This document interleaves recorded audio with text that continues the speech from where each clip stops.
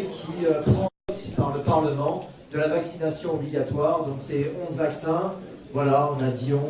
Voilà. Ici, on a les 13 desserts, mais on va voir aussi les 11 vaccins. Voilà. Nous accueillons maintenant Gérard Dussuit. Gérard Dussuit.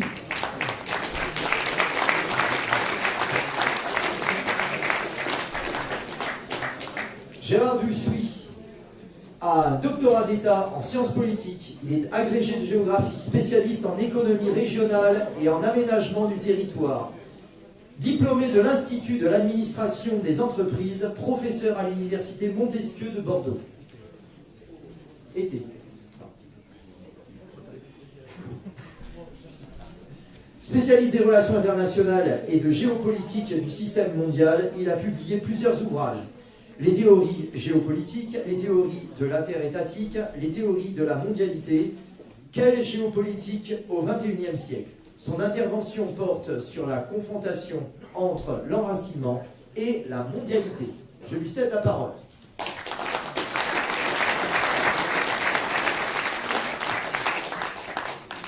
Bonjour mesdames, messieurs. Je dois vous dire que, en acceptant d'intervenir aujourd'hui, je me suis rendu compte que je me lançais dans une sacrée aventure parce que Richard Roudier m'avait proposé de parler surtout sur la subsidiarité, puis je me suis dit que, avant de parler de subsidiarité, il vaudrait mieux parler d'un certain nombre d'autres problèmes, et notamment, effectivement, de l'enracinement. Mais l'enracinement, ce n'est pas tellement les objets traditionnels.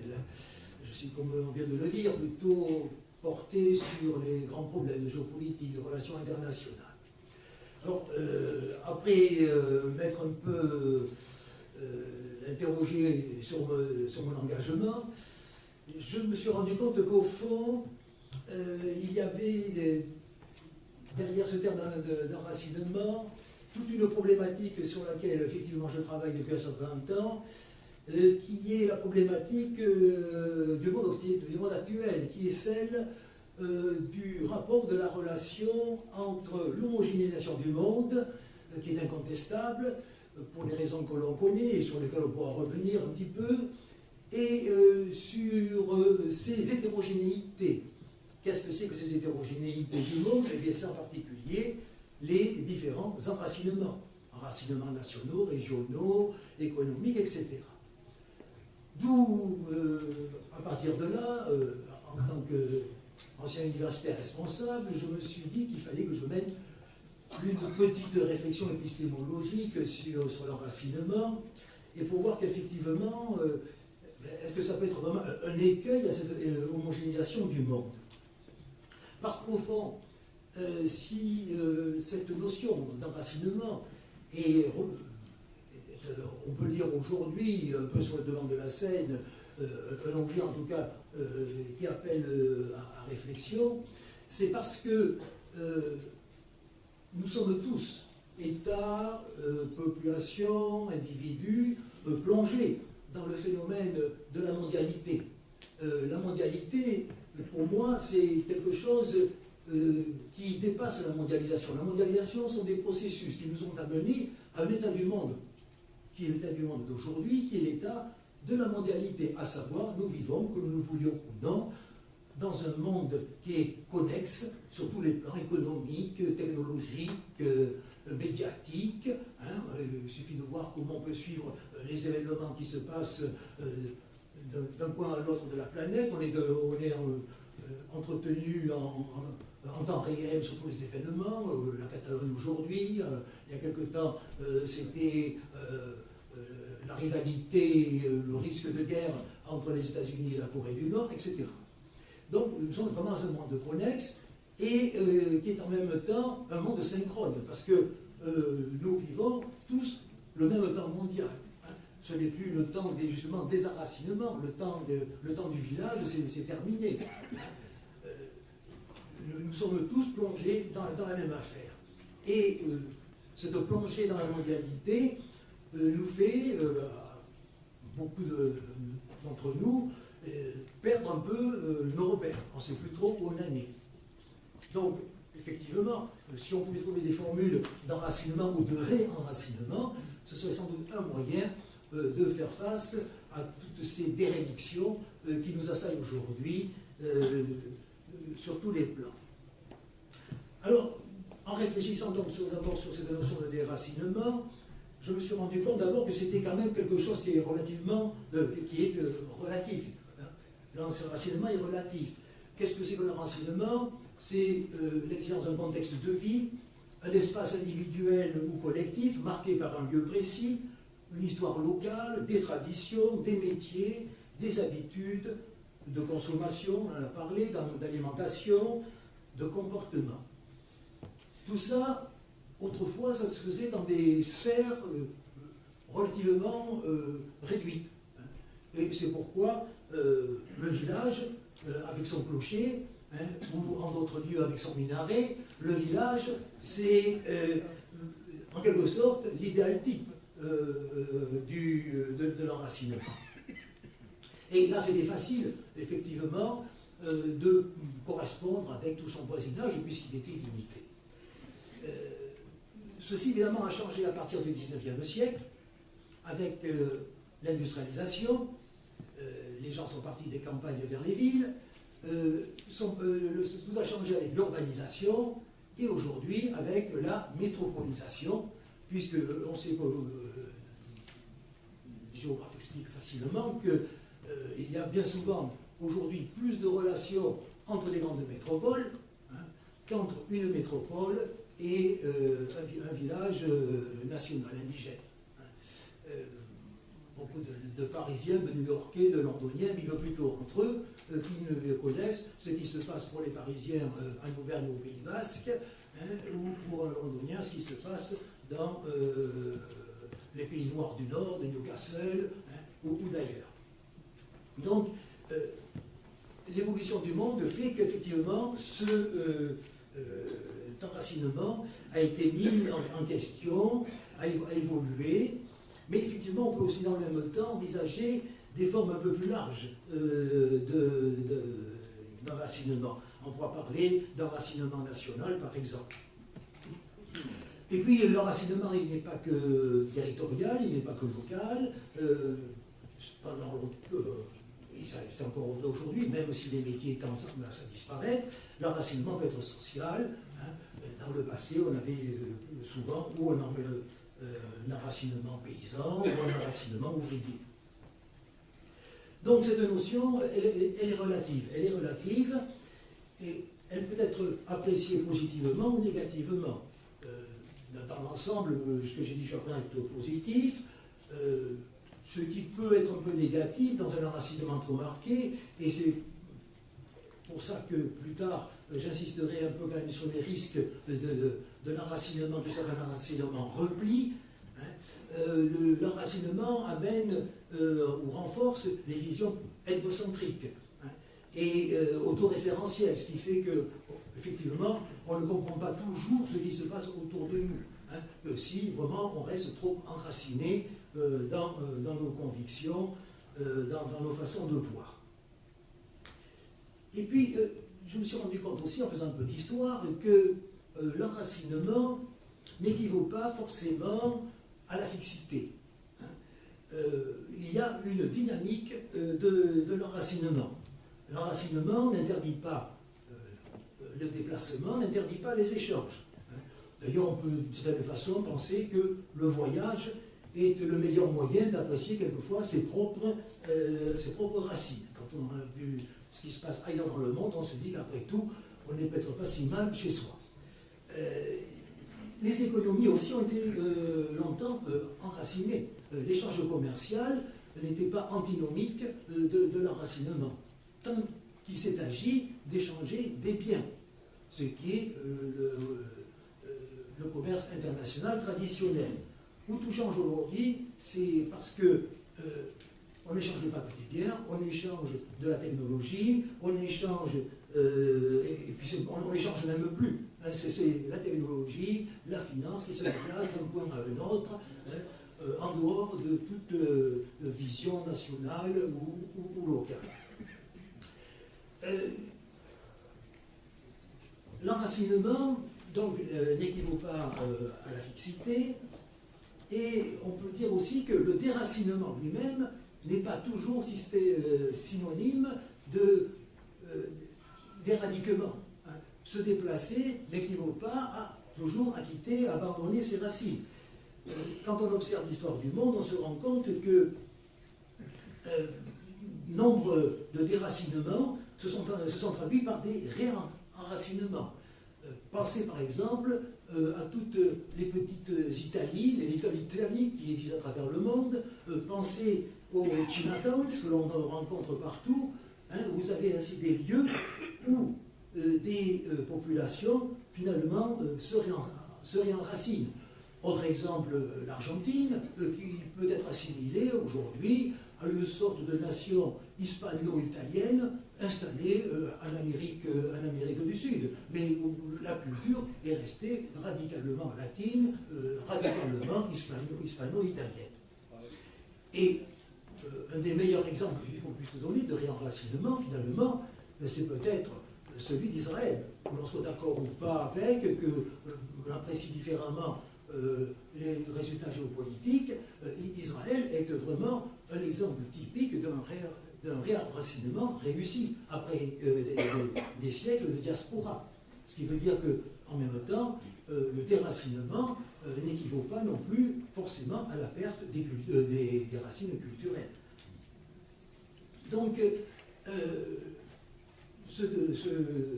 cet enracinement peut ainsi ouvrir des perspectives. Aujourd'hui, le problème, c'est que ce phénomène, donc, qui finalement est assez historique, a pris une ampleur considérable. Et qu'on assiste, du fait du déplacement des populations, du fait des flux, du fait des réenracinements un peu partout, à une sorte de communautarisation du monde, en particulier des sociétés occidentales, puisque ce sont elles qui accueillent les autres populations. Il n'y a pas de communautarisation en Chine aujourd'hui, vous pouvez en être certain. Pourquoi ce phénomène de communautarisation? Parce que justement, les groupes qui migrent ont tendance à reconstruire leur histoire et à reconfigurer sur place, où ils sont arrivés, leur projet ethnique. Et dans cette démarche, ils sont considérablement aidés par les médias, par les technologies de communication, qui font que quelqu'un qui part s'installer à 1000 ou 2000 kilomètres de chez lui peut très facilement rester aujourd'hui, grâce aux médias, en relation avec sa famille d'origine. Et il va donc ainsi se dédoubler en quelque sorte, puisqu'il y aura l'individu qui vivra dans une société territorialisée et l'individu qui, lui, reste en relation avec le monde dont il vient. C'est ça que la mondialisation, évidemment, a tout apporté et en quelque sorte un peu chamboulé. C'est qu'aujourd'hui, du fait de la facilité des déplacements, on arrive à une sorte d'interchangeabilité des lieux, des espaces individuels ou collectifs. On voit par exemple des jeunes migrants africains venir s'installer en Europe, un peu partout, et dans le même temps, nous voyons des retraités européens aller s'installer, eux, en Afrique du Nord. On est entré dans un monde où les lieux de résidence est quelque chose de purement individuel, une affaire de choix. Et puis, pour compliquer les choses, ou pour plutôt les accentuer, nos sociétés aujourd'hui, nous le savons tous, sont des sociétés de plus en plus numérisées. On communique très facilement, sans même se déplacer, grâce à tous les moyens de communication que nous avons. Ce qui fait que se constituent aujourd'hui, à travers le monde, de véritables communautés virtuelles.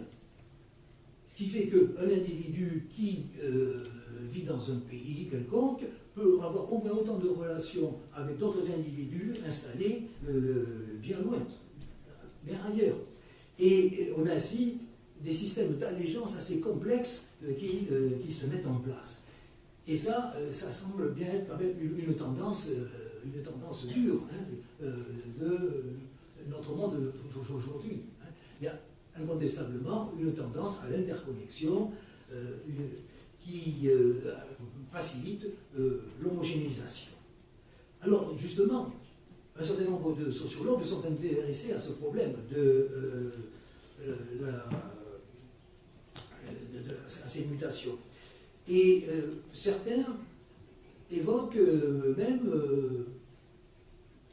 la construction actuellement, la mise en place d'une véritable culture globale. Une culture globale qui serait le terreau sur lequel se produirait l'intégration mondiale. Qu'est-ce que c'est que cette culture globale? Bon, les définitions sont en général assez vagues, mais on nous parle de symbiose des cultures particulières, on nous parle d'hybridation, c'est un terme, l'hybridation, qui est un peu le socle commun de ces théoriciens de la culture globale. On aurait donc, selon eux, une hybridation d'éléments culturels nationaux, étrangers donc les uns aux autres, qui finirait par s'agglutiner en quelque sorte, et auxquels viendraient s'ajouter des éléments sans identité, mais des éléments qui sont justement apparus dans la sphère des réseaux sociaux, dans la sphère de la numérisation. Et c'est vrai que quand on écoute quelquefois les jeunes parler entre eux, on a le sentiment que c'est toute une nouvelle culture qui est là en train de se créer, de s'installer. Au fond, cette culture globale, ce serait la culture de ce qu'on appelle quelquefois le technocosme. Le technocosme, c'est ce système technologique, médiatique et numérique qui enveloppe aujourd'hui toutes les activités humaines, toutes les sociétés, et qui tend à se substituer d'ailleurs au milieu naturel, avec des effets rétroactifs négatifs que l'on connaît, que l'on va connaître dans l'avenir, compte tenu du changement climatique. Donc, ainsi, il est de plus en plus difficile de parler d'enracinement, puisque la communication, et qui se généralise à travers le monde, vient plutôt en opposition à cette idée d'enracinement.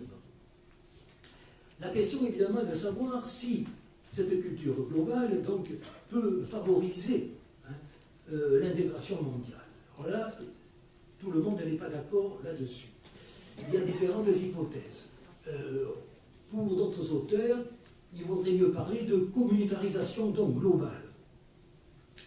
Et à propos de communautarisation globale, on peut être plus ou moins optimiste, plus ou moins pessimiste. Alors les plus optimistes voient cette communautarisation, mais vous allez voir que ce n'est pas que de la théorie, comme une fédération de diaspora.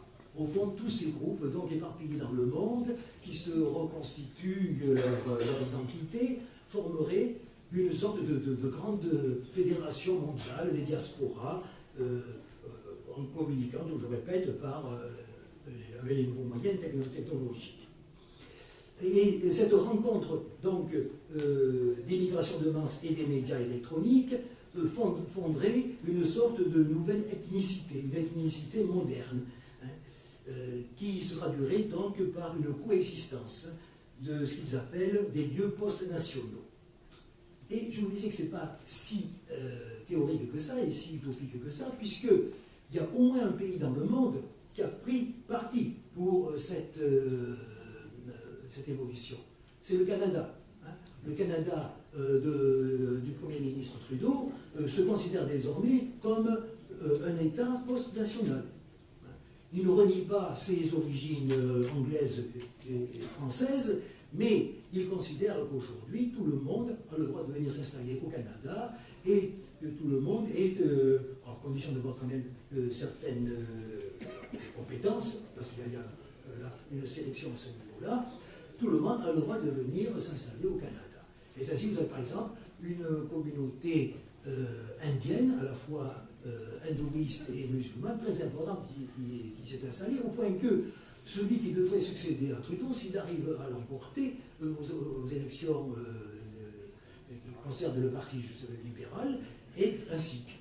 Et donc le Canada risque de se retrouver bientôt, d'ici quelques mois, avec un Premier ministre sikh. C'est d'ailleurs un sociologue indien nommé Appadurai qui est à l'origine de ce concept de fédération des diasporas.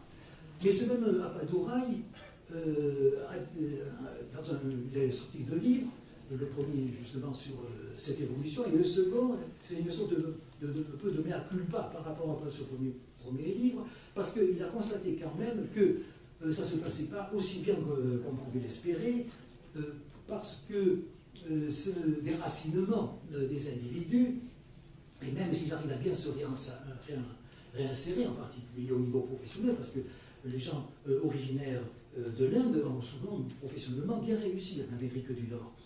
Malgré cela, il reste chez eux ils s'installent chez eux une sorte de schizophrénie. Hein. Ils ne savent plus trop où ils en sont. Est-ce qu'ils sont américains? Alors on dira évidemment indiens, indo-américains peut-être, mais ils ne savent plus trop s'ils sont américains ou indiens encore. Ça, c'est le grand problème qui pourrait mettre en échec cette hypothèse. Donc, ou intégration, ou communautarisation, ce sont 2 théories évidemment qui sont intéressantes, puisque, je vous dis, il y a quand même des réalisations concrètes qui commencent. Et puis il y a quand même aussi une 3e alternative, c'est qu'il ne faut pas oublier que le champ culturel, qui est l'arrière-plan de la mondialité, le champ culturel reste comme tous les autres un champ de force. Et que dans ce champ culturel, donc, on peut aussi s'attendre à un développement de différentes luttes hégémoniques. Et d'ores et déjà, on peut dire que contrairement à tout ce qui s'est écrit ces dernières années, il n'y aura pas d'occidentalisation du monde. C'est évident. Du fait de la montée en puissance de la Chine, il n'y aura pas d'occidentalisation du monde. On ne voit pas pourquoi les Chinois, qui vont devenir la première puissance mondiale, économique, militaire, peut-être technologique, si le fameux plan 2049 lancé par la Chine réussit, plan 2049 qui fait référence au centenaire de la révolution chinoise et pour lequel les Chinois ont décidé de devenir la première puissance manufacturière du monde et pourquoi pas une des premières puissances, peut-être la première puissance technologique. Le dernier président, je ne me rappelle plus son nom exactement, a annoncé aussi que la Chine serait, dans une 50aine d'années ou peut-être avant, la première puissance militaire du monde. Et faisons leur confiance, ils y arriveront. Et s'ils y arrivent, il est évident qu'ils ne vont pas renoncer à leurs valeurs pour adopter les nôtres. D'ailleurs, par rapport aux références de tous ceux des discours de ce matin, je me suis rendu compte que finalement, on a tendance à voir les choses, nous, en tant que, à s'empêtrer en quelque sorte dans une sorte de discours occidentalo-occidentaliste, comme si nous étions les seuls au monde et comme si tous les autres dans le monde devaient adopter nos points de vue. Or, comme l'a bien écrit le philosophe américain Richard Rorty, notre pensée moderne, comme l'idéologie des droits de l'homme qui va avec, ne sont rien d'autre qu'une originalité occidentale, une originalité de la bourgeoisie occidentale. Et comme tout pensée passagère, eh bien, elle finira par s'étioler, par disparaître, par se dissiper dans l'histoire qui viendra. Donc, l'autre enjeu, l'autre alternative possible, effectivement, c'est cette lutte des idées, des hégémonies, pour laquelle donc est notamment parée la Chine, mais dont aussi dans laquelle se trouve aussi en position de force la mouvance musulmane, avec sa multitude et son profond enracinement religieux.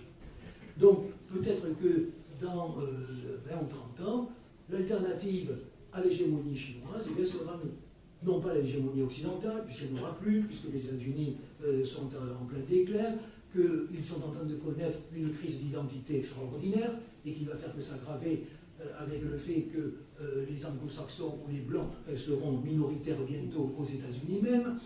Donc, l'autre peut-être alternative, ce sera l'alternative musulmane.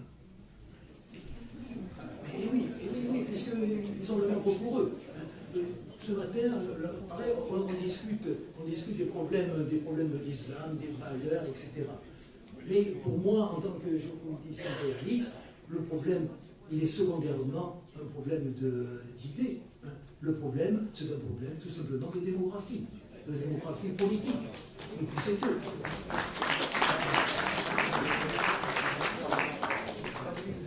Et aujourd'hui, vous avez un expansionnisme démographique de l'islam qui se produit et contre lequel on ne voit aucun rempart pour l'instant se lever.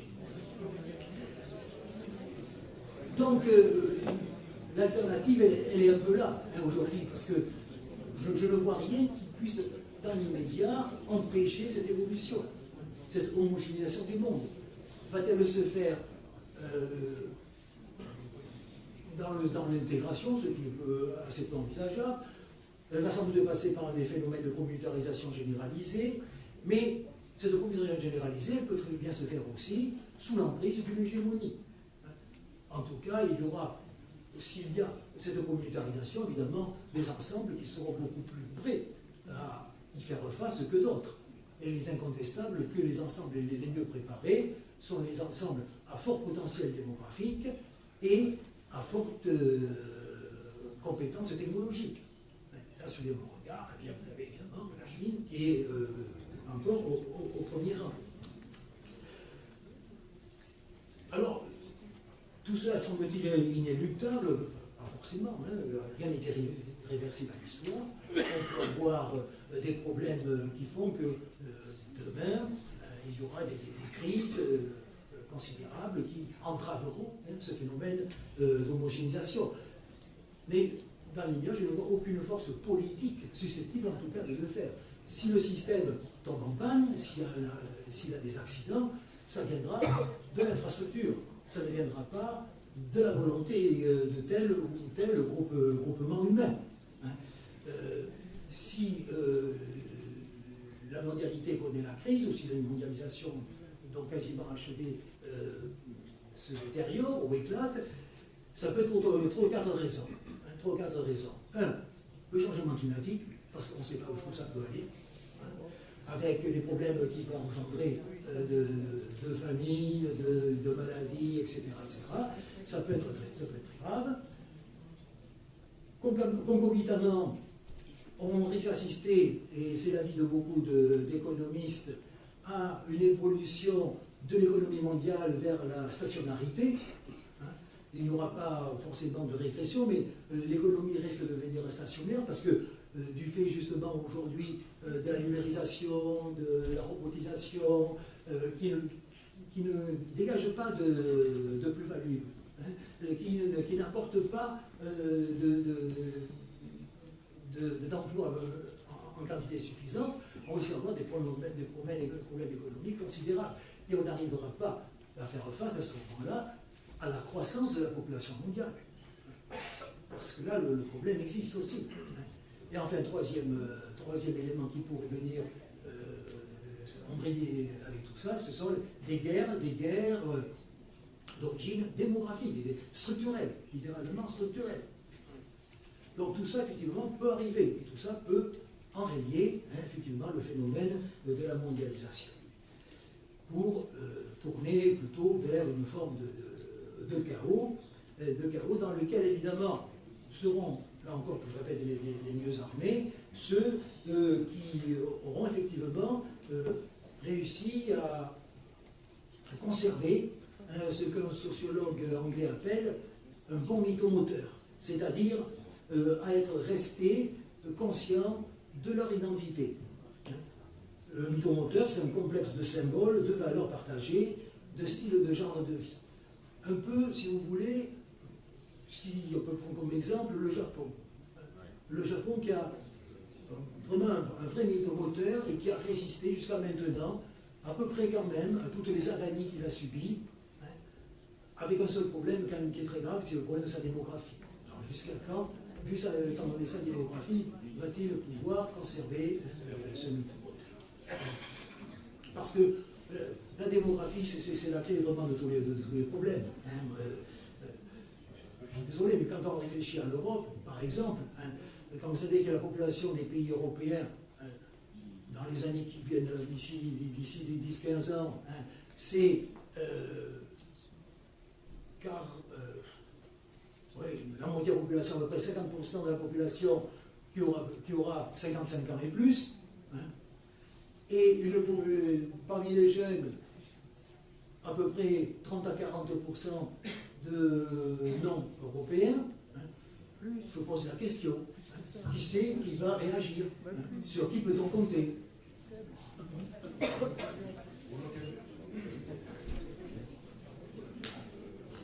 Alors, face donc à cette hypothèse, qui est l'hypothèse de l'homogénéisation, à laquelle semble s'opposer, mais l'autre alternative semble être celle du chaos, reste la question de fond, que faire? Que faire? Que peut-on faire par rapport à cette évolution? Et là, la seule issue, me semble-t-il, c'est d'inventer. Il faut innover, il faut inventer de nouveaux cadres et des cadres politiques. Parce qu'il n'y a que la politique qui peut nous permettre d'affronter de tels défis. Il faut trouver les moyens de se donner en Europe un cadre politique, une puissance politique pour pouvoir affronter tous ces domaines, tous ces défis.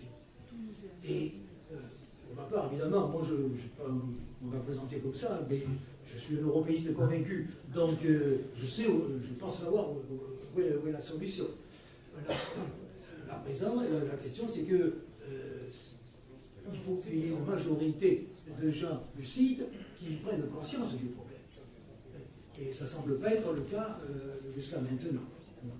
Parce qu'il est évident, et tous les discours qui ont été aussi menés ce matin, arrivent à ce constat, c'est que nos États-nations sont aujourd'hui des figures historiques dépassées.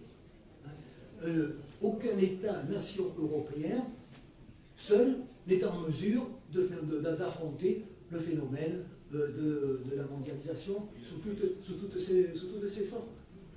Aucun. Structurellement, nos États sont dépassés, structurellement, économiquement, ils sont dépassés. Et nos nations sont en cours de décomposition.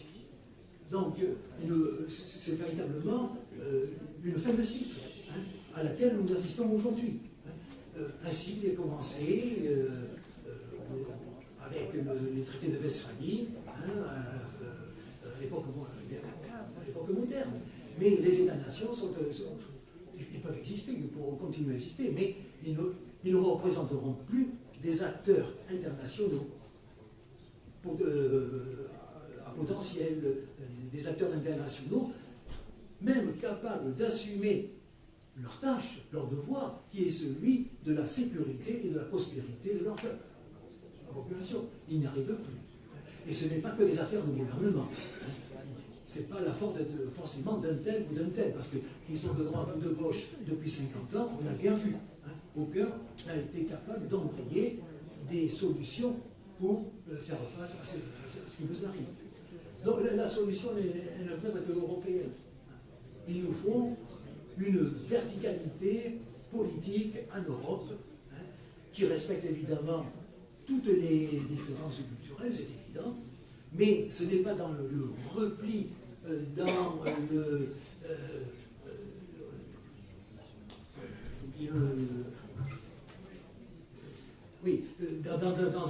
dans un enracinement illusoire national ou régional, que l'on va pouvoir dans ce repli-là qu'on pourra trouver les moyens d'affronter le monde. Voilà,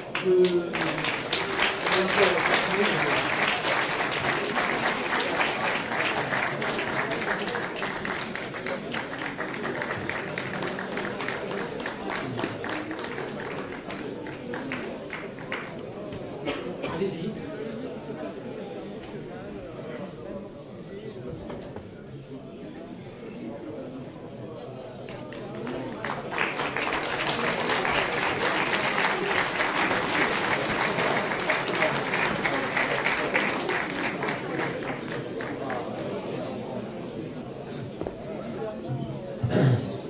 Merci Gérard pour cet éclairage original sur la notion d'enracinement à l'ère des nouvelles technologies de l'information et de la communication.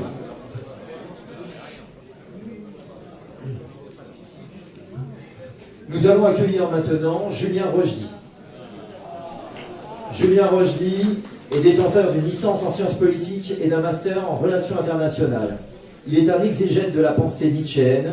À l'âge de 20 ans, il passe au crible les valeurs modernes dans un essai philosophique intitulé Le Marteau. Son sujet de mémoire porte sur Nietzsche et l'Europe.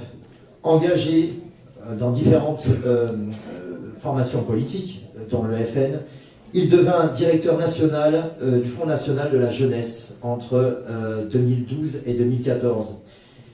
Ce qui est intéressant, c'est qu'on parlait d'Europe il y a un instant, il a lancé en 2014 l'Alliance des jeunes européens pour l'espoir avec les représentants des mouvements de jeunesse du FPE autrichien, du Vlaams-Belang flamand et des démocrates suédois. Il est actuellement sans étiquette, mais il souhaite dépasser les cadres partisans actuels afin de refonder une droite de conviction.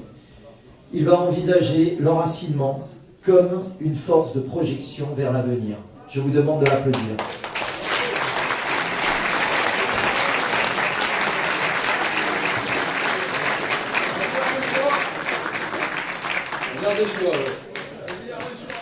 Bon, on m'a demandé de vous remonter le moral. Alors, je vais essayer. D'abord, à tout seigneur, tout honneur, je remercie bien évidemment les organisateurs de cette belle journée. C'est toujours un plaisir de se retrouver ensemble. On n'a pas souvent l'occasion, donc merci Monsieur Roulier, puis merci à tous les gens qui ont travaillé avec vous pour cette journée. Je pense qu'on peut les applaudir.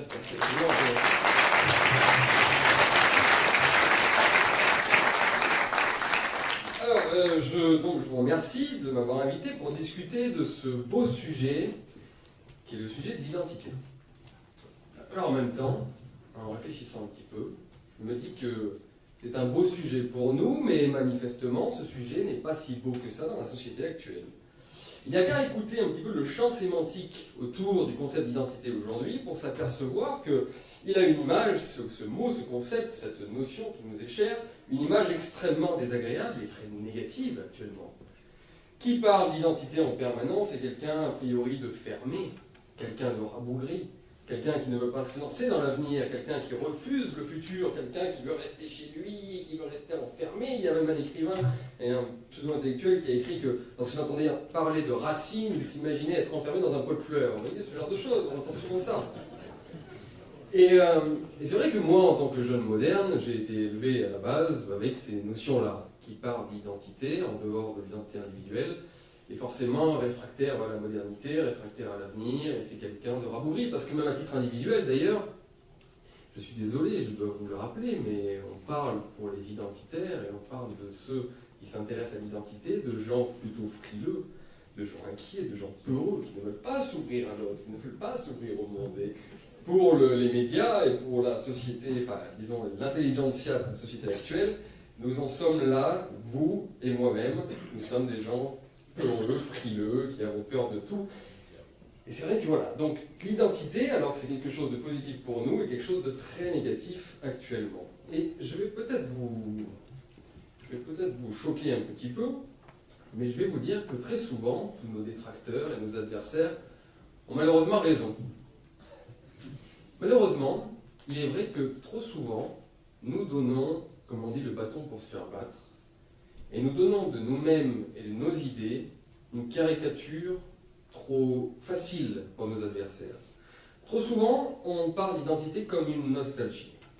Trop souvent, on reste effectivement fermé au futur, fermé au monde actuel, et l'on refuse même de se battre véritablement dans ce monde, parce que nous faisons de l'identité quelque chose simplement qui est de l'ordre de la lacrymo.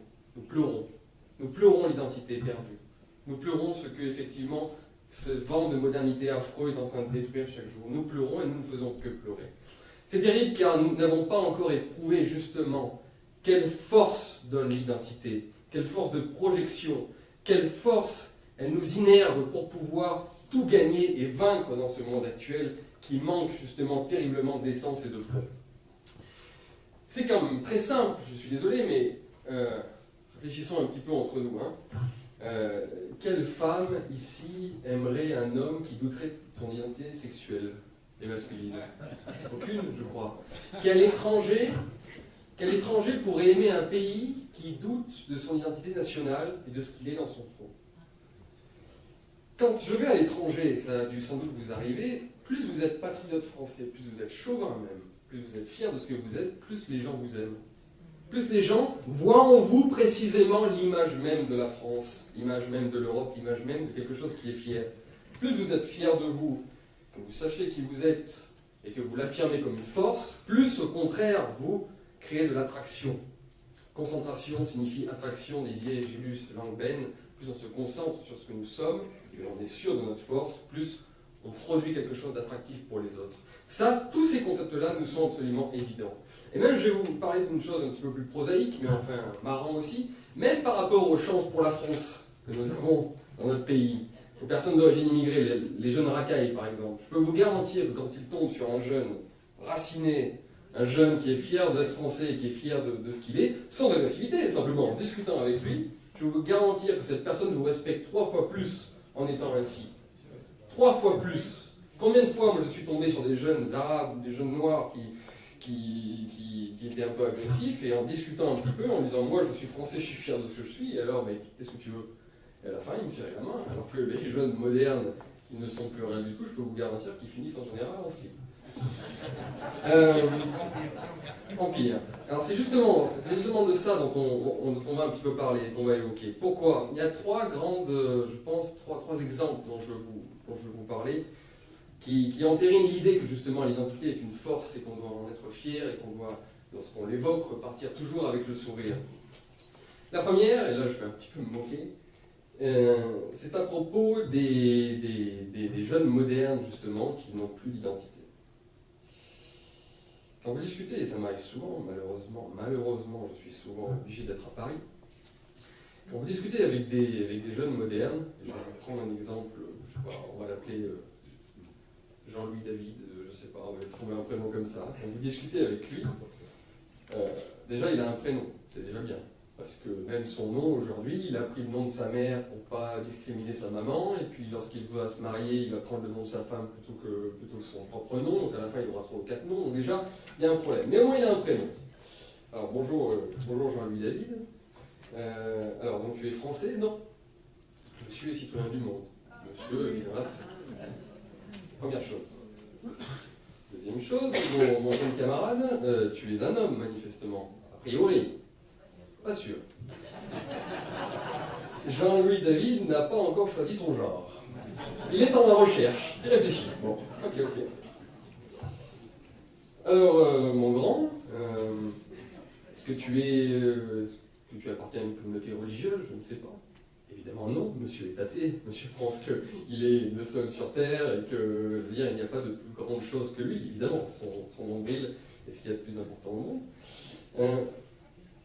Je n'oserais même pas lui poser la question de sa race, parce que là, je pense qu'on irait trop loin. Donc en fait, Jean-Louis David, je l'appelle comme ça, je ne sais pas pourquoi, j'ai entendu ça hier, ça m'a fait rire, le Parisien qui s'appelle comme ça, est un ectoplasme. En fait, ce garçon-fille, on ne sait pas trop, n'est plus rien. J'ai entendu ce matin le général Pickman parler d'invertébrés. Je pense qu'on peut aller directement au stade de limace. Ça irait plus vite, on comprendrait mieux. Donc en fait, cet ectoplasme-là me dit, oui, mais moi je suis libre, n'est-ce pas? Oui, libre de quoi? Libre de tourner en rond, tu n'es rien. Et le moindre coup de vent va t'emporter, mon garçon. Le moindre coup de vent va t'amener à l'hôpital, et le moindre gifle te couche tout de suite. Donc en fait, quand on regarde un petit peu la fragilité intrinsèque de tous les êtres humains, plutôt les êtres... il va les appeler les êtres humains encore, mais bon. De tous ces êtres-là, on s'aperçoit à quel point l'identité est une force magnifique, et que tous ces gens-là sont énervés de rien, du néant, la vacuité règne en eux, et ils disparaîtront, j'en parlerai juste après. Deuxième raison pour laquelle l'identité est une force, est une belle et grande chose, une chose profonde et rayonnante, c'est que l'identité n'est pas seulement pour nous un état. Ce n'est pas seulement pour nous un état de fait. Je suis un homme, je suis un Français, je suis un Européen, je suis ceci ou cela. Non. Chez les Européens, l'identité n'a jamais été quelque chose d'absolument fixé. C'est toujours un idéal, l'identité également. L'identité chez nous est un surmoi. Je ne sais pas si vous connaissez un petit peu la psychologie. Mais le surmoi est ce qui nous pousse à être meilleurs que ce que nous sommes.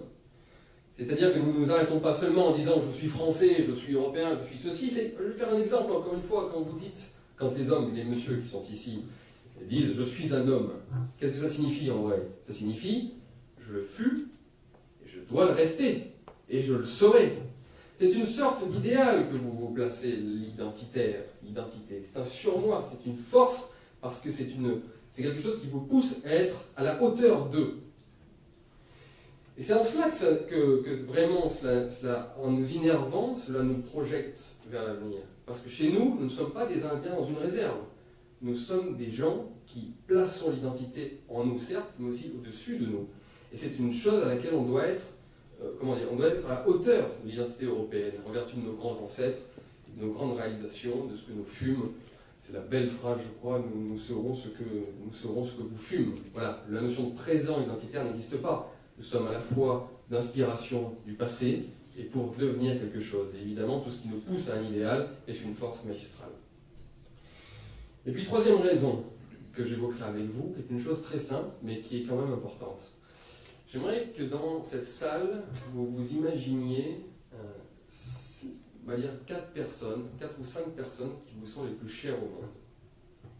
Si vraiment vous pouviez faire une liste sur laquelle vous placeriez seulement 4 personnes, pour lesquelles vraiment vous seriez prêt à mourir, vous seriez prêt en tout cas à aider, à tout donner pour eux, je vous demande de réfléchir à ces 4 personnes.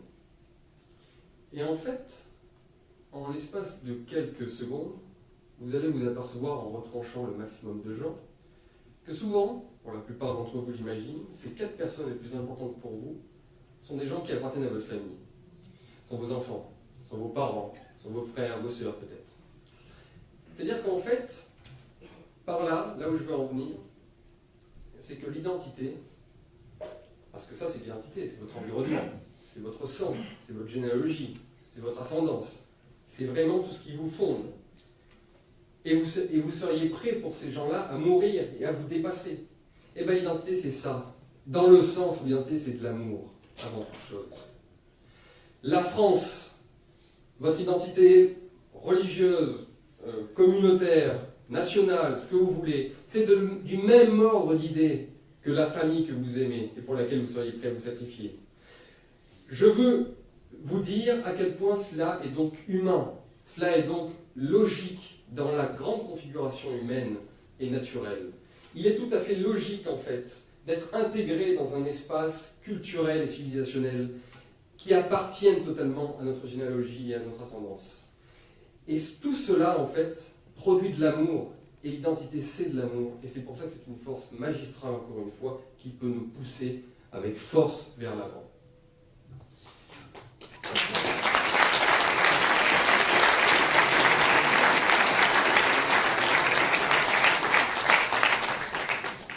Donc si on résume, entre ceux qui n'ont pas d'identité, qui sont des faibles et des fragiles, le surmoi, l'idéal de l'identité qui nous pousse à être toujours meilleurs que ce que nous sommes et à être à la hauteur de nos grands ancêtres, et plus, encore une fois, pensons-y tout le temps, cette notion d'amour, eh bien moi je vois dans ce concept d'identité un concept extrêmement positif et rayonnant, et je veux qu'on sourie justement face à ça. Parce que nous arrivons à une époque, on parle de grand remplacement, mais moi je vous parlerai d'autre chose, je vous parlerai de la grande séparation qui s'annonce. La grande séparation qui s'annonce, elle va se faire également entre gens qui persisteront à être racinés, à avoir une colonne vertébrale, à avoir une culture, à avoir des lettres dans le sang, et à être justement ce que l'on pourrait appeler identitaire. Et les ectoplasmes qui vont disparaître dans les prochains coups de vent et les prochaines tornades qui ne manqueront pas d'arriver. Il y a une séparation qui est en train de se faire. Il y a une séparation très nette, et on la voit de plus en plus entre les êtres vivants et les morts vivants. Vous faites partie des êtres vivants. Et quand on me parle du petit nombre de ces êtres vivants, déjà pour ceux qui regardent les séries et les films de zombies, vous savez que c'est toujours les moins nombreux, mais ils peuvent survivre. Ils peuvent survivre parce qu'ils sont bien sûr plus forts, plus intelligents, plus préparés à l'avenir. Mais aussi, je vous raconterai une petite histoire qui m'avait frappé. Peut-être certains d'entre vous m'ont déjà entendu en parler. C'est dans le livre des réprouvés d'Ernst von Salomon, lorsqu'il raconte qu'après une bataille, les corps francs allemands se sont battus, et après une bataille terrible, ils ont perdu beaucoup d'hommes, et il y a un jeune qui pleure auprès du feu parce qu'il a perdu la plupart de ses amis. Et il est dégoûté, ce jeune, et il se met à râler avec son petit groupe de soldats, parce qu'il dit « mais l'Allemagne nous a abandonnés, l'État ne nous soutient pas, les patriotes sont en train de mourir et de disparaître, donc où est la patrie? Celle-ci n'existe plus. Pourquoi se bat-on? Pourquoi continue-t-on à se battre alors que tout disparaît et que le gouvernement lui-même ne nous soutient pas ?» Et là, il y a un vieux de la vieille, comme on dit, qui va le voir et qui lui dit « où est la patrie? Elle est à ce coin du feu, parce que tant qu'il restera des patriotes, la patrie continuera d'exister. » Et cette histoire est magnifique. Et elle veut dire que nous pourrions être une centaine, nous pourrions être vraiment un nombre très réduit. Nous, au moins, on survivra, parce qu'encore une fois, nous aurons une maison au-dessus de notre tête, une maison solide, qui est celle de nos racines, et que nous puisons très très bas en nous-mêmes, alors que les autres disparaîtront.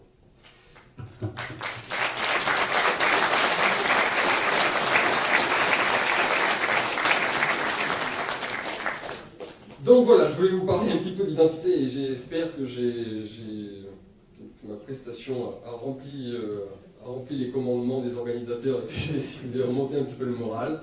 Je pense vraiment, encore une fois, que nous changeons totalement d'air, totalement de siècle. Nous devons investir dans plein de choses, dans la formation, dans nos groupes, former nos réseaux, nos communautés, que nous devons rester surtout toujours très optimiste, et qu'à chaque fois que l'on parle d'identité, que l'on parle d'identité face à nos adversaires, ou même entre nous, on essaye, je vous le demande, on peut pleurer au coin du feu entre nous, certes, mais je vous demande surtout de sourire et de gonfler les biceps, parce que c'est concentration qui signifie attraction, et je peux vous garantir que quand on est fier, droit et heureux dans son identité, je peux vous garantir que tous les autres, ils tombent face à nous, et qu'on attire énormément. Voilà, je vous remercie.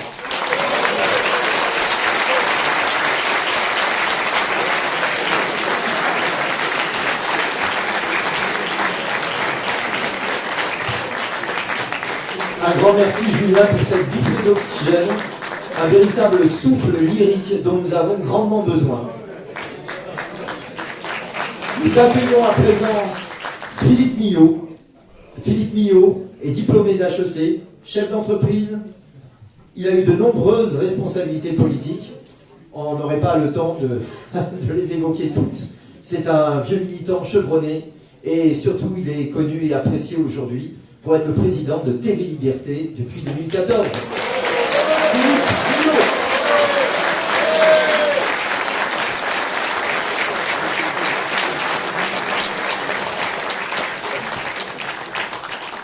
Mesdames, Messieurs, vous avez, chers amis, assisté depuis ce matin, et avec, je dois dire, beaucoup d'assiduité. J'ai vu personne dormir dans la salle, vraiment extraordinaire, à un festival de sensibilité, d'intelligence, de perspective et d'analyse.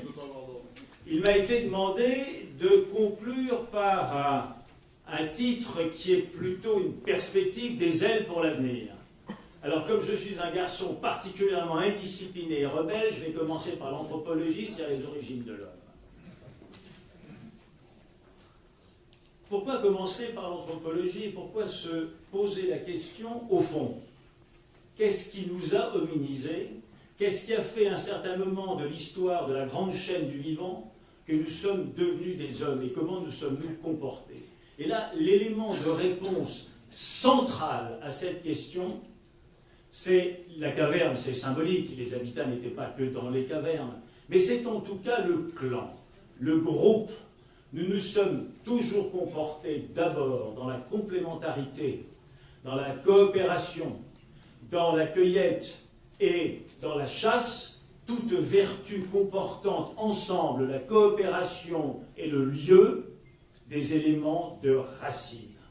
Les origines de l'homme sont à la fois communautaires et enracinées. Et à ce titre-là, toi le petit mec devenu président de la République, tu n'es pas humain.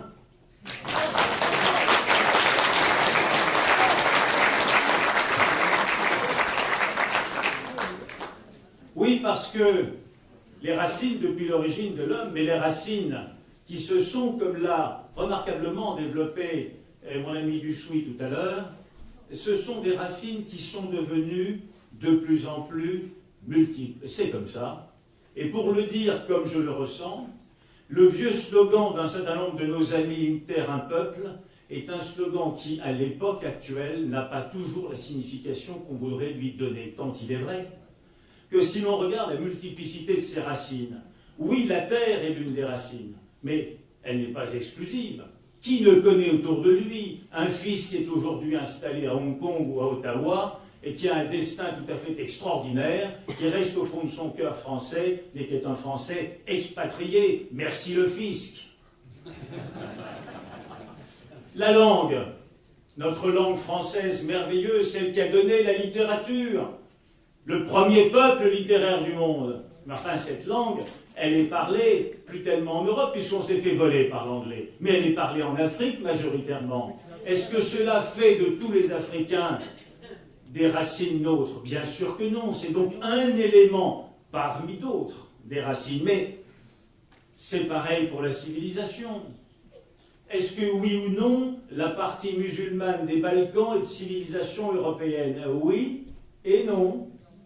Mais oui, en partie tout de même, regardez-les, oui, ils sont un peu des nôtres, et puis non, parce que ce sont les traces un peu déplaisantes. Vous savez, la queue de la comète de ces invasions turques est aujourd'hui tête de pont américano-musulmane, tant il est vrai que le Kosovo est à la fois la plus grande base américaine en Europe et la plus grande base islamique en Europe, au même endroit.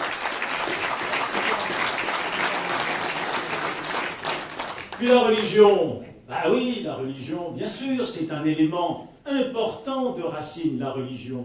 Mais enfin, sur nos terres européennes, nous avons des gens dont la religion est catholique, d'autres protestantes, d'autres qui sont des païens, d'autres qui sont des athées, d'autres qui sont des agnostiques. Bref, nous avons un ensemble de formes religieuses, dont certaines sont très anciennes ou très archaïques, d'autres sont constitutives, mais à elles seules n'expliquent pas tout.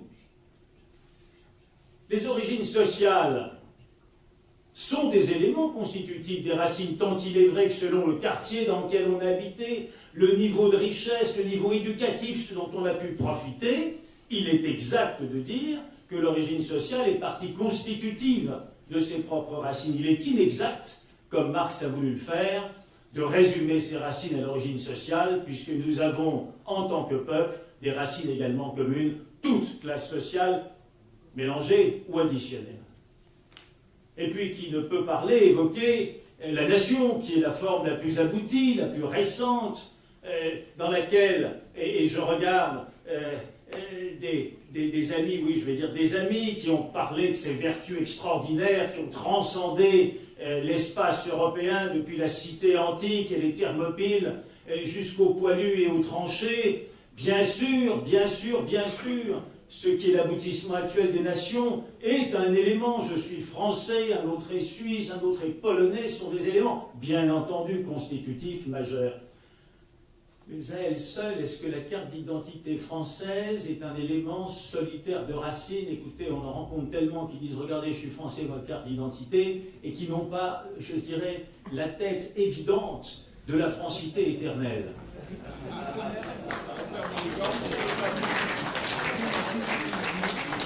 Et puis pendant que j'y suis, mais avec un tout petit peu de doute, je voudrais évoquer le dernier élément identitaire qui est la race. Alors, puisque les races n'existent pas, je vais être rapide, forcément, puisqu'elles n'existent pas. Elles n'existent pas, mais tout de même, ceux qui ne sont pas de ma race trouvent qu'ils sont différents. Donc elles n'existent pas pour nous, mais elles existent pour eux, les races. Donc j'en déduis tout de même que ça existe quelque part. Oui, c'est un élément constitutif. Mais n'allons pas au bout du raisonnement. Car au bout du raisonnement, on laisserait sur la touche Alexandre Dumas ou Gaston Monnerville, qui ont été des Français de qualité et dont la souche, cependant, n'était pas exclusivement blanche. Donc vous voyez que quand on prend chacun des éléments constitutifs de ces racines, un ou deux ou trois à eux seuls ne suffisent pas à la définition. Cela veut dire que nous vivons dans un monde où il nous faut accepter que nous avons un enchevêtrement de racines multiples qui nous rapprochent véritablement comme un écheveau, qui nous construisent les unes après les autres ou avec les autres, ou parfois de manière dissociée des autres, et que c'est cela aujourd'hui l'enracinement. Anthropologie le passé, enracinement aujourd'hui, et puis juste pour embêter Alain de Peretti, parce que c'est suffisamment un vieux copain pour que je puisse t'embêter. Voilà. Je vais t'embêter un peu. Tu as 2 fois dit, je ne veux pas employer déconstruction, c'est la destruction. Ben moi je vais te dire, la destruction c'est la conséquence de la déconstruction. Mais en revanche, je tiens personnellement à employer ce mot déconstruction parce qu'il répond à quelque chose. Qu'est-ce que c'est que la déconstruction? Nous avons, pendant 3 millénaires ou pas loin, de construction de l'histoire, de construction du langage, bâti quelque chose qui est le véhicule qui nous permet de nous exprimer et de nous comprendre. Et en quelques années, un certain nombre de gens, dans la littérature ou dans la poésie par le lettrisme, d'autres par l'écriture globale, suivi maintenant de l'écriture inclusive, il paraît, on inclut, voilà, on inclut, très bien. On s'aperçoit qu'en assez peu de temps, des déconstructeurs de la langue sont en route. Et ça n'est pas tout à fait un hasard, car dans la langue véhiculaire mondiale, l'espèce de globish anglo-saxon, on emploie comme le défunt, non il n'est pas mort, mais il est mort en tant que président, le défunt président Sarkozy qui se flattait de pouvoir faire un discours avec moins de 300 mots. Félicitations, vive la France. Oui, on a déconstruit, ou on tente de déconstruire la langue, mais on tente de déconstruire aussi l'histoire. Quand on voit maintenant des générations pour lesquelles on ne sait pas trop, finalement, si Jésus-Christ est avant Mahomet ou pas. Si la Grèce, c'est pas le régime des colonels et que ça, c'est assez récent par rapport au Thermopyle qu'on ne situe plus très bien, et qu'on se questionne pour savoir si quand on pense aux poilus de 14, c'était pas si les compagnons de Jeanne d'Arc avaient des poils. Donc on est en train de se poser des questions simplement parce que nous avons perdu la chronologie historique. Ça, c'est une déconstruction qui aboutit ensuite à une destruction du cerveau. Je vais m'arrêter là parce que tous les éléments de notre vie culturelle, tous les éléments de notre civilisation ont fait l'objet d'assauts déconstructifs, et il y a même une philosophie menée par les Derrida, etc., de la déconstruction, pour arriver à quoi? Pour arriver à ce que, ce mot m'avait beaucoup frappé, hein, c'était Roland Barthes qui, dans un cours que j'avais suivi, montrait un certain nombre de gens du doigt, et j'en étais, en disant, regardez, ceux qui parlent un vrai langage, une vraie langue, ce sont des fascistes. Et ça m'avait frappé en me disant, mais pourquoi dit-il cela? Pourquoi dit-il dans sa bouche ce qui est l'injure suprême? Pourquoi traite-t-il les gens qui s'expriment correctement dans leur langue de fascistes? Eh bien, il l'expliquait, parce que la langue, c'est l'enfermement collectif, et moi je suis pour la libération individuelle. Il avait dit beaucoup de choses. Je m'arrête sur la déconstruction parce que je veux en donner, si vous l'acceptez, l'aboutissement ultime et suprême que vous connaissez peut-être pour certains d'entre nous. C'est ce syndicat qui vient de se fonder dans des aéroports américains pour que la carte d'identité ne soit plus présentée, ou le passeport. Je ne sais pas si certains d'entre vous connaissent cela. Et alors, j'ai appris ça, je posais la question, mais pourquoi? Mais c'est très simple, parce que quand vous arrivez au comptoir d'embarquement ou à la douane, hein, et que vous avez sur votre carte d'identité Richard Roudier avec une espèce de barbe, et puis c'est marqué, pardon Richard, 70, pas loin, hein, bon, allez, bon, voilà. Eh bien, Richard Roudier n'a plus à ce moment-là, en présentant ses papiers, la liberté de dire « Bonjour, je suis Natacha, 22 ans ». Et comme il peut arriver que Richard Boudier ait envie de devenir, de se reconstruire comme Natacha, 22 ans, c'est assez déplaisant qu'un papier rappelle à l'ordre de l'évidence du douanier « Ben non, ce mec-là, c'est Boudier, il a 70. Non, tu es Natacha, 22. » Il y a un syndicat qui est en train de se monter pour interdire la présentation des papiers. Je ne parle pas du tout, hein.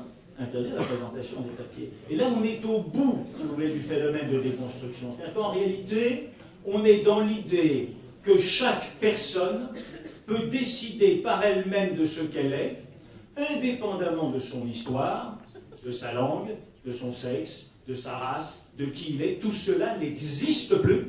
Il est juste ce qu'il prétend être à un certain moment.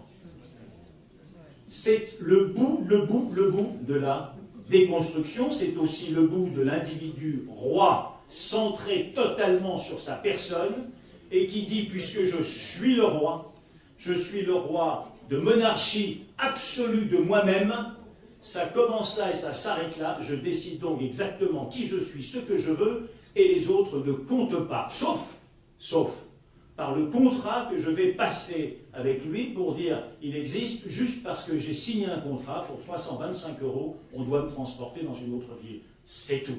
Le lien à l'autre est donc devenu exclusivement un lien marchand et contractuel. Évidemment, la conséquence de la déconstruction ultime étant la fausse construction d'un ectoplasme, comme mon ami Julien le disait tout à l'heure, l'ectoplasme mondial qui est tout de même celui qui a la surface la plus large pour un ectoplasme, et quelque chose qui a pour corollaire indispensable, obligatoire, total, et on l'a vu avec Jean-Louis Harwell, qu'il m'excuse s'il est présent dans son exposé de ce matin, la théorie absolue des droits de l'homme contre le droit des peuples, puisque si on est maître et seigneur de soi, à ce moment-là, on ne peut plus répondre à une règle collective, on ne peut plus exister comme être social, comme être historique, comme être national, comme être ethnique, comme être de langage, comme être de culture. On n'est plus rien de tout ça. Pour n'être plus rien de tout ça, alors c'est l'anti-héros. Il faut devenir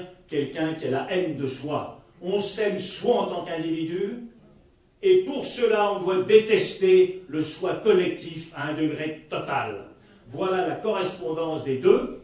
Cette correspondance est absolument merveilleuse, puisqu'elle aboutit à la fois à donner satisfaction aux libertaires de mai 68 et d'ultra-gauche intellectuelle, mais néanmoins assez bien casés et assez riches aujourd'hui, avec ceux qui sont les vrais maîtres du monde, qui sont en réalité des puissances transnationales et d'un capitalisme sans limite, l'un s'appuyant merveilleusement sur l'autre.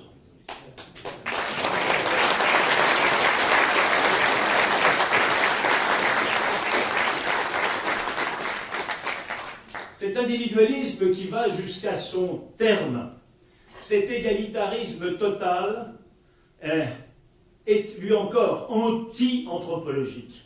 S'il faut un exemple, juste comme ça au passage, s'il faut un exemple pour dire à quel point l'homme a envie de se distinguer et non pas de s'égaliser, à quel point il a envie d'exister au fond de lui quand même dans une structure, eh bien tous ces gens, y compris les Barthes, les Derrida et tous ces voyous de l'esprit, quand François Mitterrand puis ses successeurs leur distribuaient des médailles, ils ne leur auraient pas donné la médaille à leurs 100 copains. Ils étaient très heureux de la recevoir tout seuls pour être ainsi distingués. Vous voyez à quel point ils sont dans leur propre contradiction absolument totale. Et puis, ces gens sont, allez, disons-le, aujourd'hui on le sent bien en état d'épuisement, pas d'épuisement des comptes en banque, hein, mais d'épuisement intellectuel et moral. Ils n'apportent plus rien au monde, ils le savent, ils le sentent, ils sont un peu, en quelque sorte, au bout du rouleau. S'ils sont au bout du rouleau, c'est qu'on est dans ces grands cycles que les Grecs nous ont appris, dans cette grande vie cyclique du monde et des groupes, eh bien, c'est qu'ils sont en phase descendante, et donc par là même, nous allons arriver en phase montante. L'équation est toujours certaine dans un cycle. Motif donc d'espérance, et là je voudrais dire que c'est la première aile, ou les premiers éléments des ailes de l'avenir que je voudrais poser. Les éléments suivants, c'est de penser, comme beaucoup d'orateurs l'ont dit, qu'il y a en somme, et je vais essayer de les formaliser et de les résumer, nous avons deux avenirs possibles. Le premier, je sais que mon ami Pierre Cassan adorait que ce soit celui-là, ne supporterait pas que ce soit l'autre. Oui, Pierre, je te regarde. Eh bien, c'est l'avenir du rétablissement, d'une sorte de révolution en France et peut-être et sûrement dans d'autres pays d'Europe pour l'accompagner. Bon, c'est cette espèce de chose où, allez, faisons simple, on reprendrait le contrôle politique et idéologique et médiatique et policier, et puis judiciaire, tant qu'à faire, ça t'arrangerait aussi.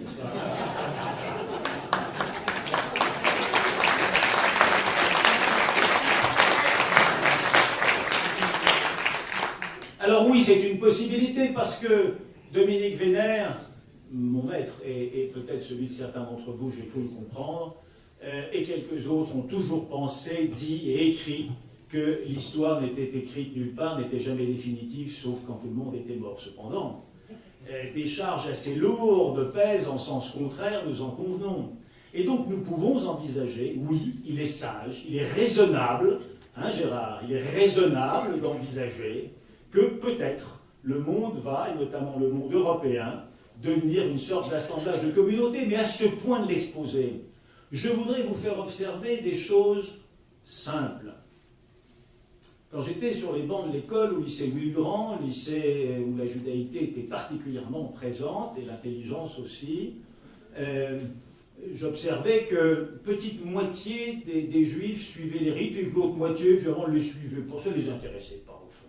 Et je regardais donc cette longue historique du peuple juif se dissoudre, se disperser un peu, répondre à ce que quelques décennies avant, Napoléon, libérant en quelque sorte les carcans juifs, disait je reconnais tout aux juifs en tant qu'individus, rien en tant que peuple. Voilà. Et vous voyez bien que ça commençait à fonctionner.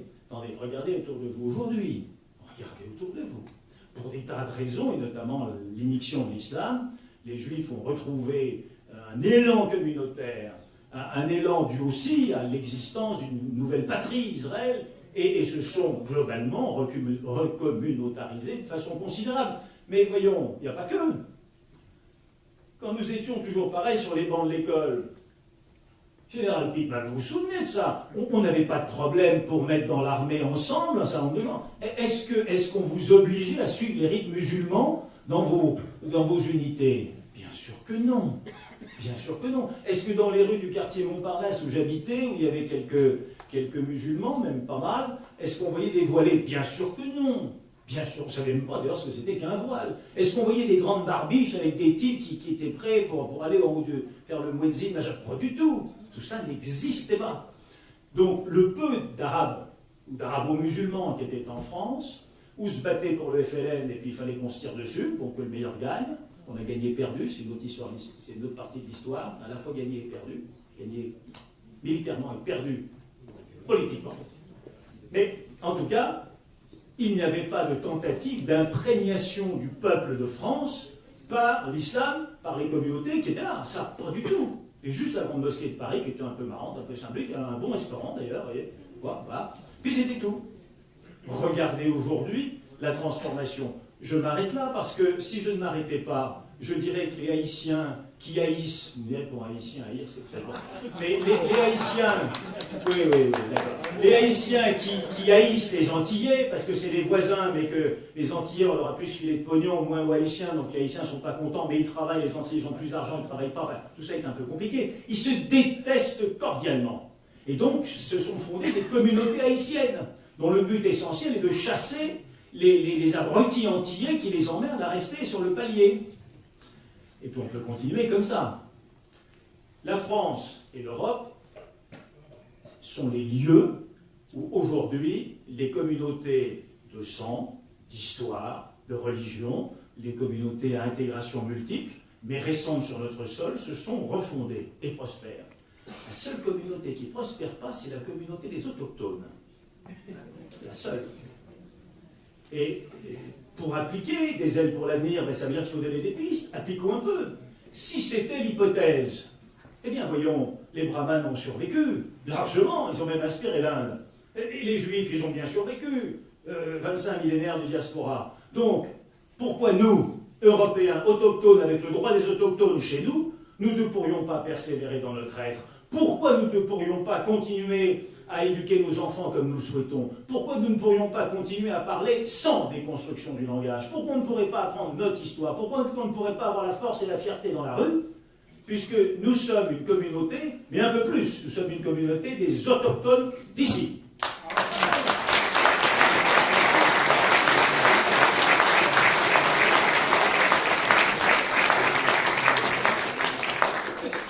Et puis voyons, encore un peu plus.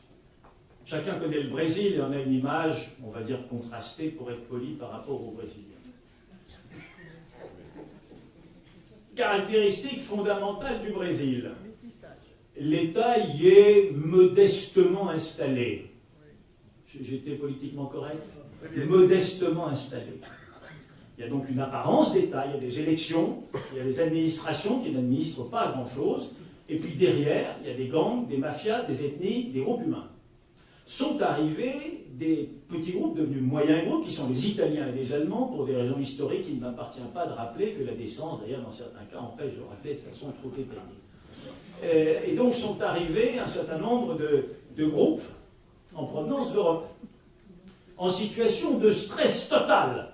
Que chez eux, c'était plus trop terrible, il faut connaître, et au Brésil, c'était pas terrible du tout.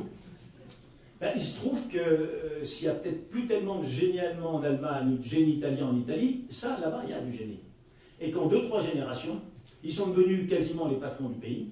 Ils se sont regroupés dans des zones proches de l'Argentine pour être au contact des Blancs d'Argentine et pas être paumés au milieu des Métis, des Indiens, des Noirs importés ou pas d'ailleurs, enfin toutes les variétés humaines diverses qui prospèrent dans cette faune ancienne. Et ça marche.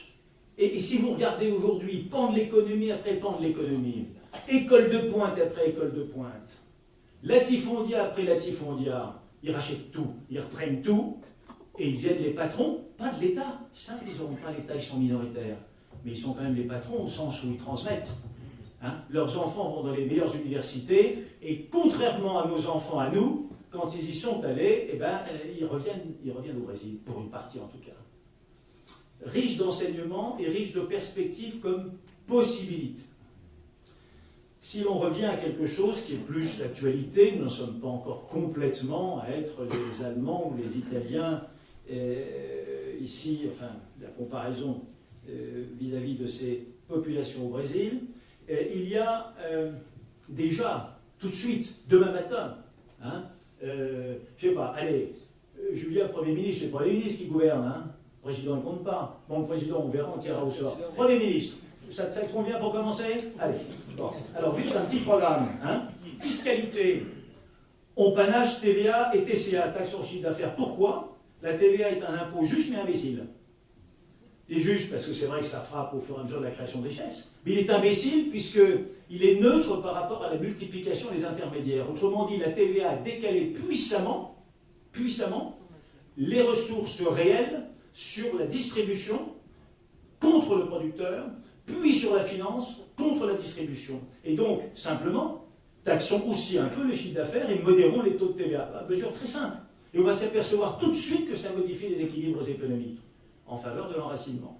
Deuxième mesure, détaxons la proximité. Est-il logique qu'un produit qui fait 10 000 km ait une taxation inférieure quand il n'y a plus de douane à la chaîne de taxation française et d'emmerdement subie par le producteur français d'à côté? Ça n'est pas logique. Donc détaxons la proximité. Les ordinateurs le permettent parfaitement. Produit local, consommé local, TVA 2%. J'ai un exemple. Bon, voilà, consommé local mais produit à 11 000 km, TVA 55%. Vous allez voir que ça rétablit. Voilà.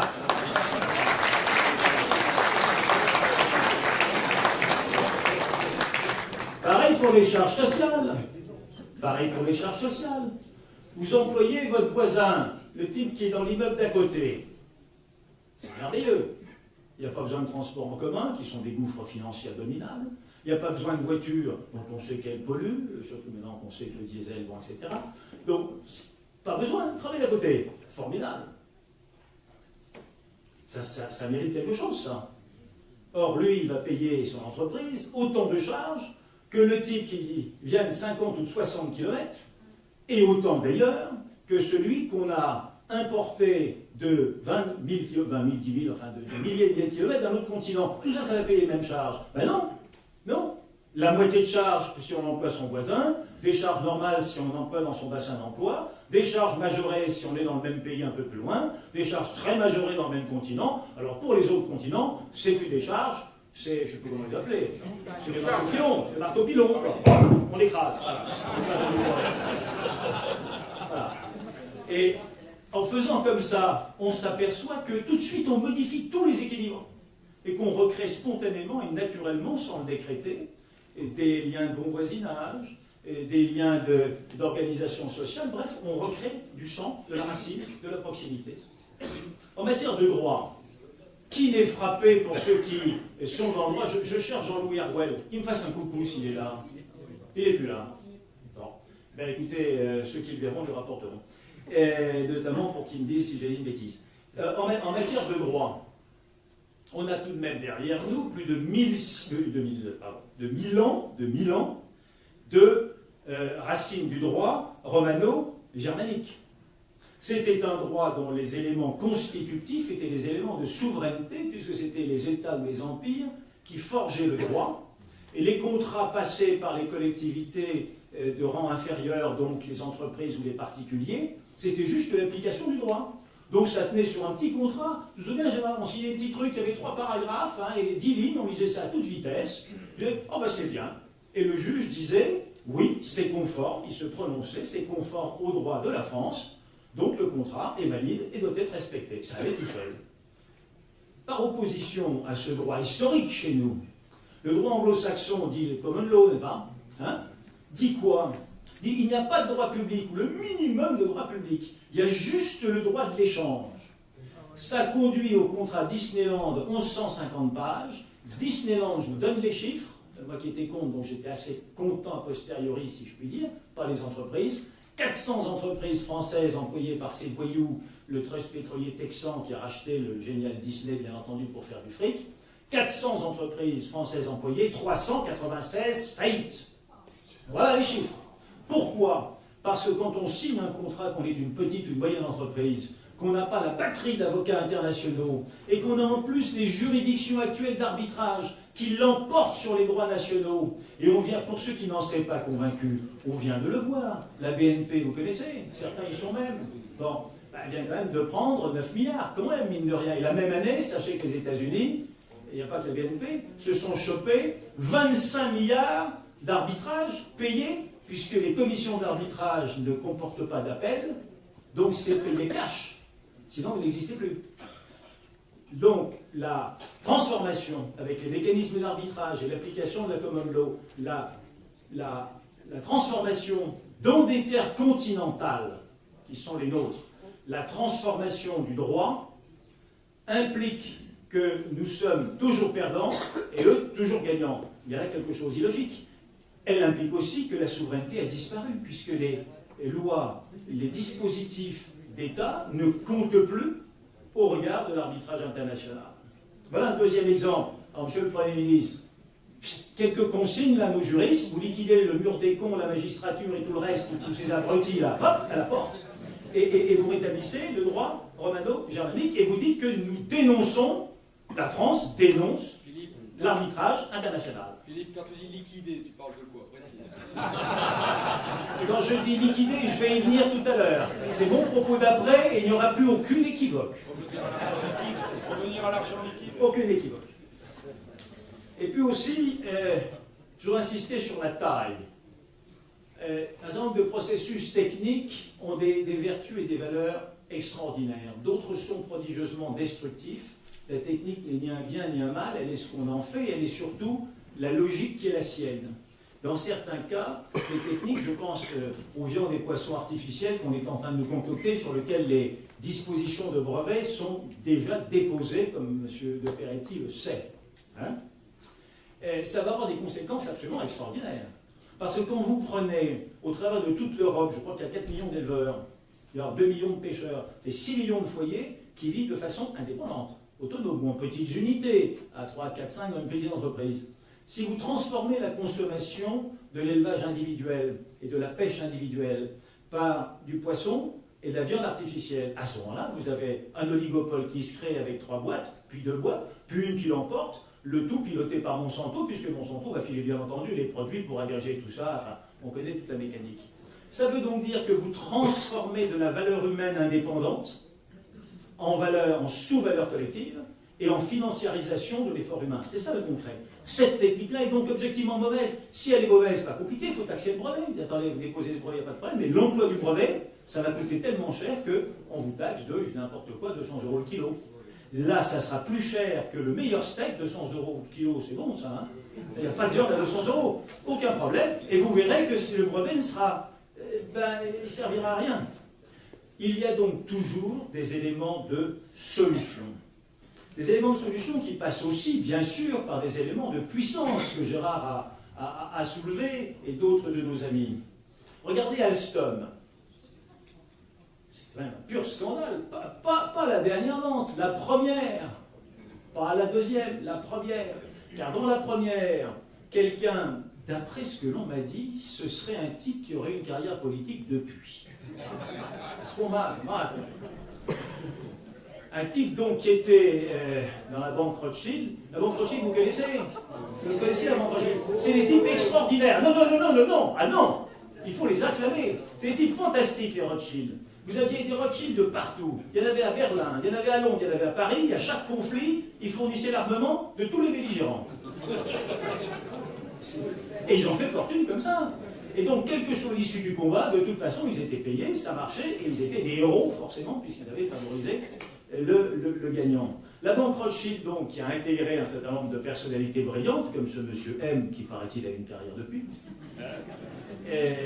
a fait en sorte de le mettre sur les éléments que ce petit requin était capable de gérer, c'est-à-dire notamment les fusions, acquisitions, cessions, etc. Car c'est lui qui a préparé Alstom chez Rothschild, hein, ça vient bien de la même source. Voilà quand même, cette chose extraordinaire, c'est qu'en même temps, les politiques et un certain nombre de gens continuent à vous parler, et même les opposants, souveraineté, machin, on crie, mais c'est complètement nul. C'est-à-dire souveraineté parce que, regardez, on a le seul armement atomique avec les Anglais, enfin, en Europe continentale, on est les seuls armements atomiques. Ok, mais pour s'en servir et pour la réparer, c'est Alstom Énergie. Alstom Énergie, on l'a vendu aux États-Unis. Il y a intérêt à avoir des conflits avec la Russie, hein. Pas avec les États-Unis, je vous dis tout de suite, hein. Ah oui. Or, notre logique à nous, dans l'ensemble continental, à la taille de la Chine, à la taille des États-Unis, fût-il décadent, c'est évidemment d'avoir une Europe importante jusqu'à la Russie et ses minés, ses capacités du sous-sol absolument gigantesques. C'est notre intérêt. Donc notre intérêt, c'est pas de nous battre contre la Russie. Donc il ne fallait pas vendre les clés de notre bataille éventuelle stratégique aux types contre lesquels on est éventuellement appelé à se battre ou être en concurrence. C'est complètement fou. Sauf que ces gens sont hors sol. Ils ne font pas de politique, ils ne font pas de géostratégie, ils font de la comment ça s'appelle? Ils font de la géofinance. Hein, de la géofinance. Donc pas de racines, pas de capacité de puissance, pas de racines qui se prolongent. Tout ça a une toile de fond. La toile de fond, c'est drame. Il faut bien dire qu'il y a eu de l'héroïsme dans les tranchées, bien sûr, magnifique et gigantesque. Il y en a eu aussi dans les différentes troupes qui se sont battues d'un côté ou de l'autre dans le second conflit mondial. Bien sûr qu'il y a eu un héroïsme extraordinaire. Mais tout de même, ce bain de sang gigantesque de 3 conflits mondiaux, au moins les 2 derniers, c'était quand même la signature de la fin du solide, c'est-à-dire du continent, au profit du liquide. Vous pouvez passer Rochdy qui m'a questionné sur le liquide. Hein, c'est la fin du solide et la transformation par le liquide. Mais alors, rassurez-vous, s'il est vrai que les puissances anglo-saxonnes, puissance de la mer, thalassocratie comme on les appelle, puissance du liquide, et ça n'est pas étonnant qu'ils soient également les revendicateurs de l'individu, qui par définition est fluide et liquide. Tout ça est bien normal. Mais rassurez-vous, j'ai quand même une bonne nouvelle pour vous. Bernard Attali sort un bouquin... Non, mais si, Attali, ça, machin. Et la mer est l'avenir de l'homme, n'est-ce pas? Enfin, la mer annuelle. Hein. Et comme ce type a quelque chose de fantastique, ça fait 55 ans qu'on doit faire des articles et des prévisions, il n'y en a jamais une qui a marché. Jamais.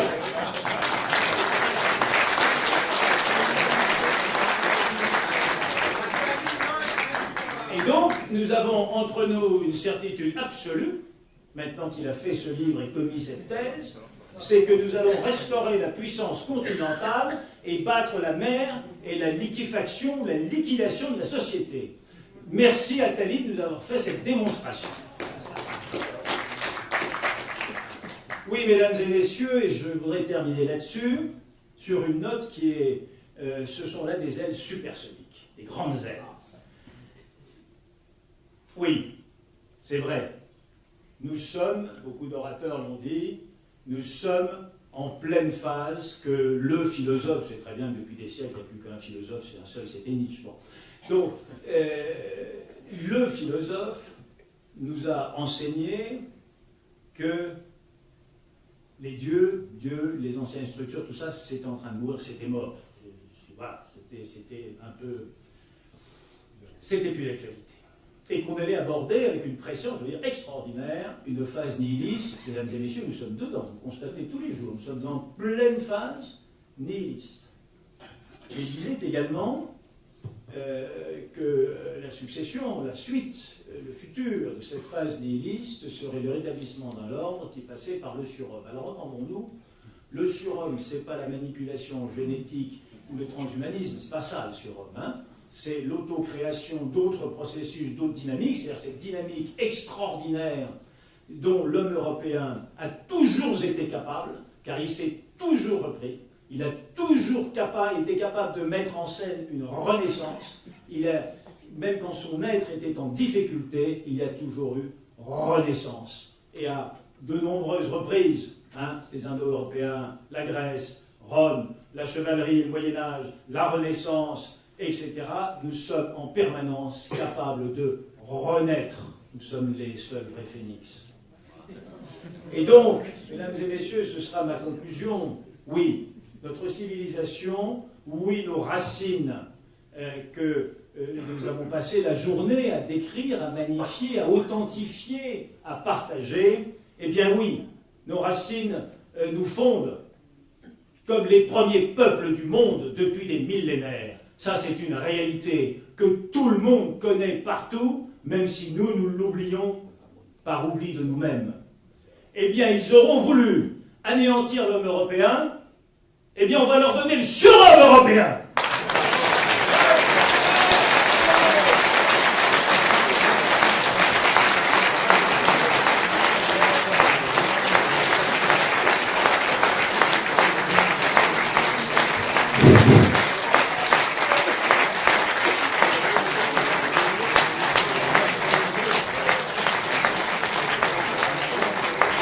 Vous savez qu'en invitant Philippe Millot pour faire la conclusion et pour faire la synthèse de ces assises de l'enracinement, on ne serait pas déçus.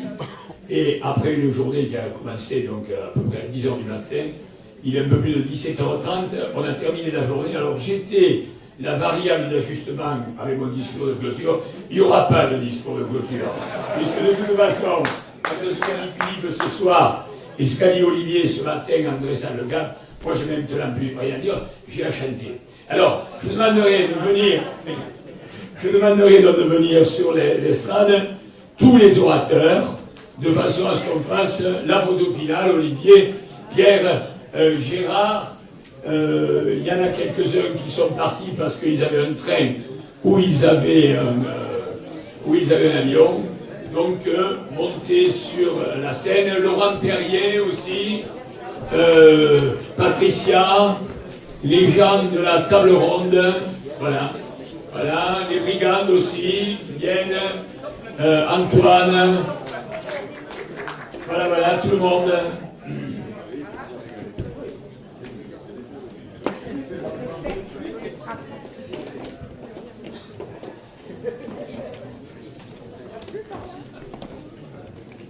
Jean-Pierre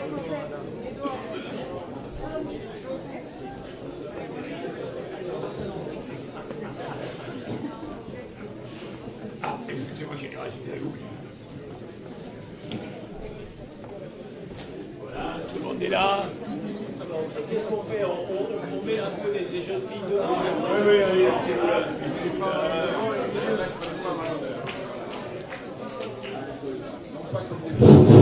Alors, on avait bien attaqué ce matin. C'est les assises de l'environnement, de l'enracinement, excusez-moi. 6 mois de travail pour organiser des assises. Permettez-moi d'être un peu fatigué au moment de la clôture. Davanti un finestro, il y a une house tutto là nel canto sacro, se canto che canto canto per